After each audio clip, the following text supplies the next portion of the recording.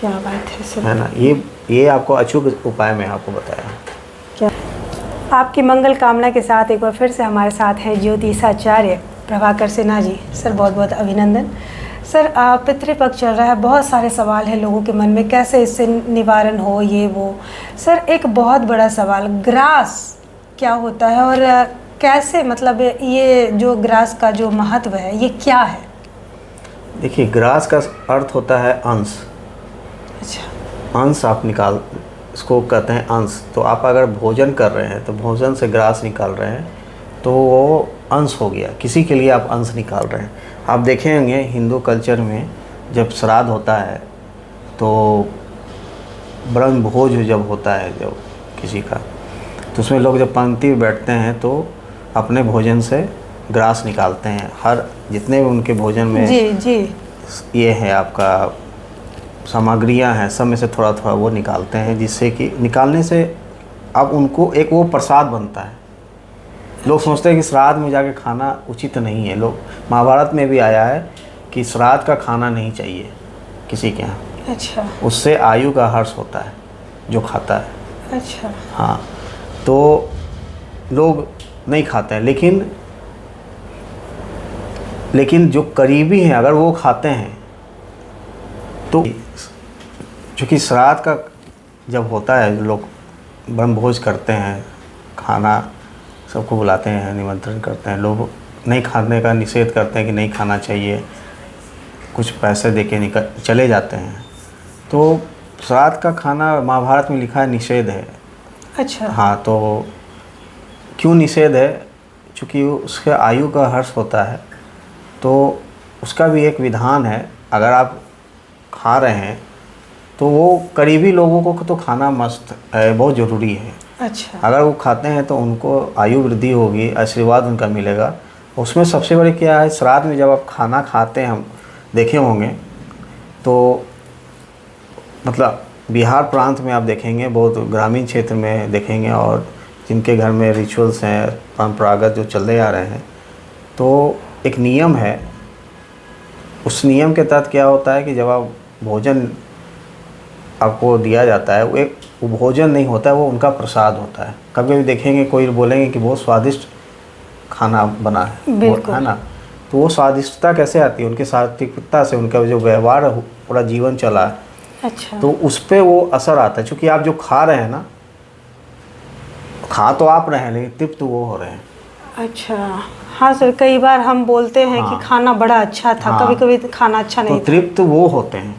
तो उसमें क्या होता है, वो ग्रास निकाला जाता है, अपने अंश निकाले जाते हैं।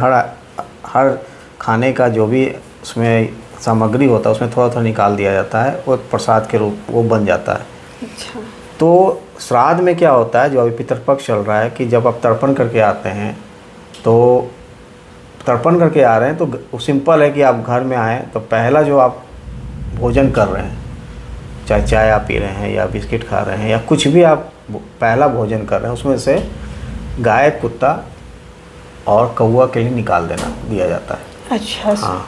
ये पितृपक्ष के दौरान। तो उससे क्या होता है कि आपका जो भी वो खाएंगे, किस रूप में आपके पितरन है वहाँ तक वो पहुँच जाएंगे, किस योनि में है वो मिल जाते हैं। तो कहा जाता है कि कौवा जो होता है ना, वो अगर आपका माने आपका दिया हुआ खा लेते हैं तो पितरन को पहुंच जाता है।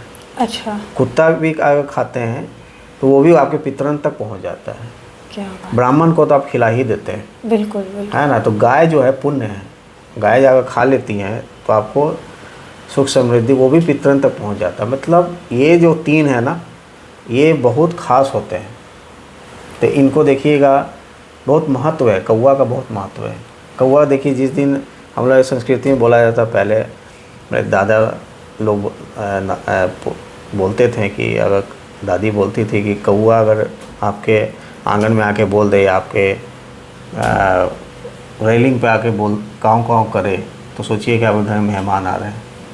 तो वो कैसे जान जाते हैं कि आपके घर में मेहमान आ रहे हैं? तो वो फोरकास्ट वहाँ के थ्रू होता था। पहले तो ना मोबाइल था ना चिट्ठी था, तो उस जीव के थ्रू पता कर लिया करते थे। अच्छा। अब कहीं आप जा रहे हैं, है ना, कुत्ता अगर भौंकने लगा, रोने लगा, तो लोग नहीं जाते हैं, रुक जाते हैं कि कुछ हो सकता है मंगल हो, क्योंकि वो उनको फोरकास्ट हो जाता है देखने से। क्या ये गाय हो गए, गाय आके आपके दरवाज़ा पे बोलने लगे या गोबर कर दे, है ना, तो सोचिए कि आप कहीं जा रहे हैं तो आपके लिए वो काम सिद्ध हो जाएगा। अच्छा।